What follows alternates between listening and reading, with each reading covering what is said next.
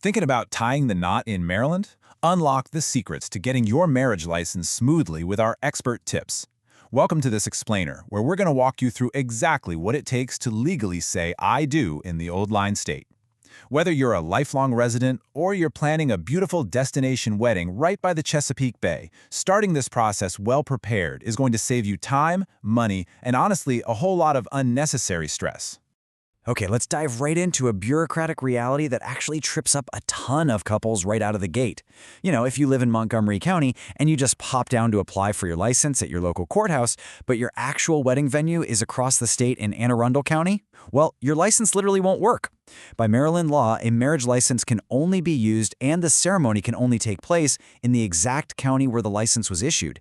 It's a real game changer if you don't know it. Think of this explainer as your foolproof roadmap to the altar. We'll be looking at eligibility and documents, where and how to apply, understanding costs, waiting and validity, some pro tips, and a quick legal recap. Section 1. Eligibility and required documents. Let's start the adventure with the preparatory phase.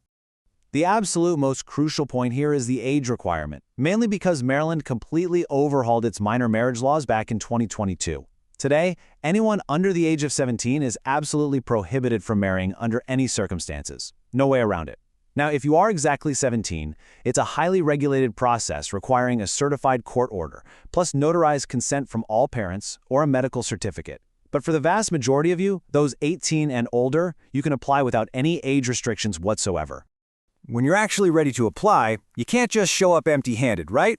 First, you're going to need an official government-issued ID to prove your age, like a driver's license, passport, or birth certificate. You'll also need to provide your social security number, though don't worry, it won't actually be printed on the public marriage license. Finally, and this is a big one, if either of you has been married before, you need the exact month, day, year, county, and state of any prior marriage dissolutions. Whether it was a divorce or the passing of a spouse, the clerk requires that precise data for your application. And this next point brilliantly illustrates how Maryland accommodates pretty much everyone. Citizenship is literally not a requirement to get married in the state. If you are a non-U.S. citizen or an international couple coming to Maryland for your wedding, you obviously won't have a social security number. So you can simply write NA for not applicable right on that section of the application. The rest of the documentation requirements remain exactly the same. Moving on to Section 2, Where and How to Apply. Step 1, as we established earlier, is identifying your venue's county, because you've got to apply through the circuit court clerk in that specific jurisdiction. When it comes to actually applying, thankfully, if you are going in person, only one of the parties needs to be present at the courthouse.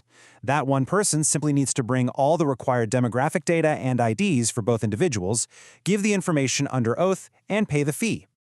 But hey, what if neither of you lives in the Maryland county where you're getting married? Well, Maryland law actually allows out-of-towners to use a mail-in form called a non-resident affidavit. But beware, and this is a big one, this isn't something you can just take to your local bank notary. It must be completed in the presence of and sealed by a comparable official in your home state, like a clerk of court or a prothonotary. A standard notary public is explicitly not accepted for this. Once it's properly sealed, you just mail it with your fee to the Maryland county where your wedding will take place. Now take a look at a standard Maryland marriage license application form. As you can see, it's remarkably straightforward. It's just collecting your full legal names, residential addresses, states of birth, marital status, and the parental consent methods if they happen to apply. Notice that bold declaration right at the bottom where you solemnly affirm, under the penalties of perjury, that the information is true. All right, Section 3, understanding costs and fees. Let's talk money. So our next stop on the roadmap is the payment counter, where Maryland's decentralized laws create some fascinating and kind of confusing price variations. The state sets a baseline fee of just $10. However, the state legislature authorizes individual counties to add their own local surcharges. Because of this, the cost of a marriage license varies wildly depending on where your venue is located. For instance, a license is just $25 in Somerset County, $35 in Baltimore County, and jumps all the way up to $75 in Frederick County.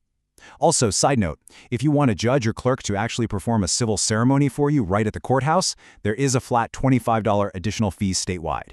Now you might be wondering why counties like Frederick or Prince George's charge so much more. Well, it is surprisingly poignant to know that the extra money you pay for your marriage license is legally mandated to fund something incredibly important: By law, those additional local surcharges are distributed directly to 24-hour domestic violence programs, crisis centers, and battered spouse shelters within that specific county. Section 4. Timing, Waiting, and Validity. Let's check the clock. Listen closely to this one, because your license does not take effect the moment you hand over your cash. Nope, Maryland enforces a strict 48-hour waiting period. By statute, your license becomes active at exactly 6 a.m. on the second calendar day following its issuance.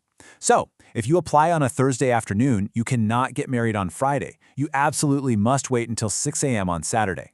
And once it becomes active, the clock starts ticking. You have exactly 6 months to use it before it expires and becomes totally void. Which brings us to Section 5, Pro Tips and Common Mistakes. As your guide through this explainer, I want to make absolutely sure you avoid the common traps that can delay or literally ruin a couple's big day. We already talked about the biggest mistake, applying in the wrong county. But the second biggest mistake? Assuming you can pay with plastic everywhere. A lot of Maryland counties, like Somerset and Garrett, are entirely cash-only for marriage licenses. Always verify the accepted payment methods before you go. Finally, the post-wedding paperwork. Once your ceremony is a wrap, your officiant must sign and return the official copy of the license to the clerk within 5 days. Yes, it's the officiant's legal responsibility, but hey, it's your marriage on the line. So you should absolutely ensure this gets done promptly to secure the legal proof of your union. And finally, Section 6, Recap and Final Steps. Let's recap this whole journey so you know exactly what your final actionable steps are to get this done smoothly and totally stress-free. First, confirm the county of your venue and check that specific circuit court's website for their current fee and payment rules. Second, gather your government IDs, your social security numbers, and dig up those exact dates and locations if you've been married previously.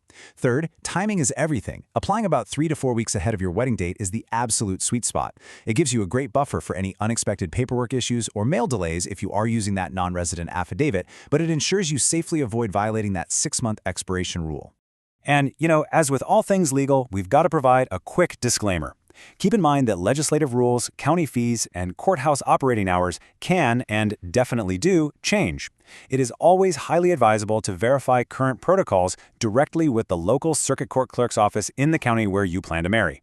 Furthermore, if you have highly specific questions about your personal circumstances, you should absolutely consult a qualified legal professional. So, knowing the hidden rules of local county fees, that strict 48-hour waiting period, and the exact paperwork required, how are you going to schedule your application to guarantee a perfect wedding day? Now that you hold the ultimate map to Maryland's marriage laws, what's stopping you from conquering the paperwork and focusing on the celebration of a lifetime? Thanks so much for joining us for this explainer, and we will see you next time.